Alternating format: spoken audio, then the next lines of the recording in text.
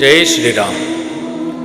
శ్రాద్ధేన పితరః తుష్టా దేవా భవంతి చ తస్మాత్ సర్వప్రయత్నేన కర్తవ్యం శ్రాద్ధమాత్మనః. సనాతన ధర్మంలో 3 రుణాలు చెప్పారు: దైవ రుణం, ఋషి రుణం, పితృరుణం. వాటిలో పితృరుణం ప్రధానమైనటువంటి.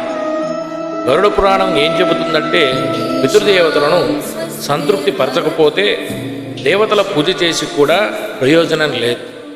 భాద్రపదం మాసం పౌర్ణమి తర్వాత అమావాస్య వరకు ఉండే 15 రోజులు మహాలయ పక్షాలు.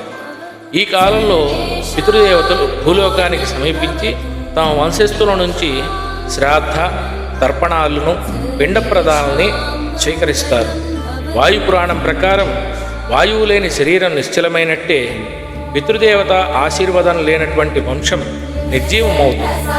అందుకే ఈ పక్షాలలో చేసినటువంటి ఒక పిండ ప్రదానం, ఒక నీటి బిందువు, ఒక తిల తర్పణం 100 యజ్ఞాలతో సమానం. మహాలయ పక్షాలలో శ్రద్ధతో చేసినటువంటి తర్పణం, పిండ ప్రదానం, అన్నదానం ఇవి పితృదేవతలకు సంతోషాన్ని కలిగిస్తాయి. వారి ప్రసన్నత వలన వంశానికి ఆయురారోగ్యాలు, సంపద, శాంతి లభిస్తాయి. కాబట్టి మహాలయ పక్షాలు కేవలం ఆచారం కాదు, ఇది పూర్వజుల పట్ల కృతజ్ఞత. వారి ఆశీర్వాదాలే మన భవిష్యత్తుకు దివ్య దీపాలు. జై శ్రీరామ్.